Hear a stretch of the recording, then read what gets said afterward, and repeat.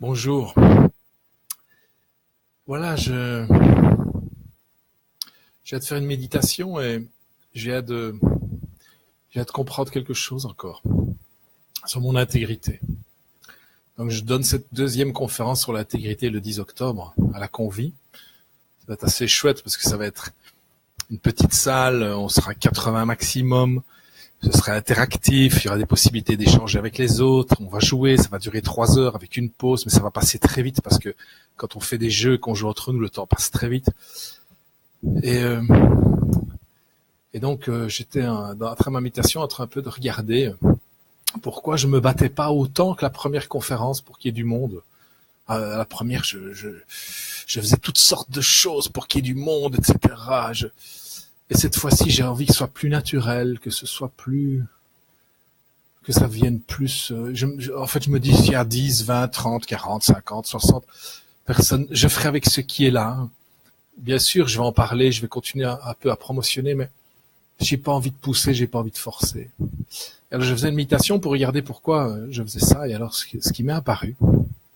Donc l'intégrité, qu'est-ce que c'est d'être entier, complet, aligné? La définition du dictionnaire de l'intégrité, c'est être complet, entier, quelque chose qui est complet, qui est entier. Donc complet et entier, c'est, je pense, regarder ses blessures en face, et puis se dire à quoi elles servent ces blessures, pourquoi j'ai été blessé, pourquoi toute une partie de ma vie j'ai voulu combattre telle ou telle chose de peur d'être de nouveau blessé, pourquoi je me suis protégé de telle ou telle chose. Et si tout ça avait un sens, si tout ça était finalement quelque chose qui pouvait magnifier ma vie, qui pouvait donner un sens à ma vie. Donc être complet, entier, c'est ça. Je pense que c'est regarder ses blessures et dire oui, je suis fier de ce que je suis. Je suis fier de ces blessures. Elles me conduisent quelque part, elles m'apportent quelque chose, elles ont un message à faire passer. Être complet, entier, c'est ça. Et donc j'ai voulu faire cette première conférence, j'avais besoin d'être reconnu, j'avais besoin de faire passer des messages, j'ai besoin d'être aimé, j'ai besoin. Et puis après cette première conférence, quelque chose en moi s'est calmé, s'est apaisé, j'avais accompli quelque chose. Une blessure avait été accomplie, apaisée. Et maintenant, je me dis, cette deuxième conférence, elle est dans un autre, c'est comme si j'avais passé une nouvelle étape. J'avais accompli un rêve, je passais dans un autre. Et je me suis rendu compte, mais qu'est-ce qui manque pour ma deuxième conférence? Qu'est-ce qui, pour que on passe encore un cap? Et ce qui manque, c'est que c'est autre chose. En fait, il y a un exercice qu'on va faire à la conférence qui s'appelle qu'est-ce qui me conduit vraiment?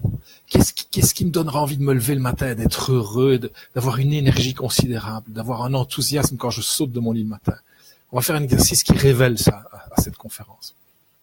Et en fait, je me suis reposé la question, parce qu'il faut se la reposer régulièrement, toutes les quelques années, et je me suis reposé la question à l'occasion de la première conférence, c'est ce que j'ai découvert. J'ai pas voulu l'admettre tout de suite, c'est que il était temps que j'écrive un livre, ça fait très longtemps que j'ai envie d'écrire un livre. Voilà, beaucoup de gens écrivent des livres, alors je me dis, oh ouais, c'est une mode. Mais moi, ça fait très longtemps que j'ai envie de le faire. Et tout le monde me dit, mais tu devrais écrire un livre, tu fais des conférences, etc. Et je n'osais pas. Et puis finalement, je me suis dit, si, avec cet exercice, je me suis dit, mais c'est ça, moi, c'est ça qui me ferait sauter de joie le matin, c'est de me dire que j'avance dans mon livre. Parce que j'ai déjà commencé à l'écrire et puis je me suis arrêté il y a déjà un petit temps, il y a 1 an ou 2. Donc voilà. Donc c'est ça, être complet, aligné. C'est magnifier ses blessures d'un côté, en faire quelque chose d'utile qui nous permet d'apporter notre message au monde. On a tous un message à apporter au monde, parce qu'on a tous une histoire différente. Et à la fois, mais on peut l'apporter de plein de manières. On peut faire des conférences, mais il y en a d'autres qui l'apportent avec de la réserve et de la douceur, par des actes très posés. Mais il y a une façon d'apporter son message. Et voilà, donc je sens que je dois compléter mes conférences avec un livre pour que comme ça les gens puissent faire voir le lien qu'il y a entre ce que je suis, mon histoire, et en même temps ce que j'ai envie de transmettre. Et j'ai envie d'être un exemple, si j'ai envie de montrer que c'est possible de réaliser ses rêves. Et en même temps de s'aligner avec ses blessures, d'être complet, d'être entier. Voilà, je vous souhaite un magnifique week-end et je me réjouis de vous voir le 10 octobre pour ceux qui ont décidé de venir. Vous avez le lien ici si vous voulez réserver. Merci de partager la vidéo et vous avez le lien en dessous de cette vidéo pour venir à la conférence. Voilà, je vous souhaite un excellent week-end.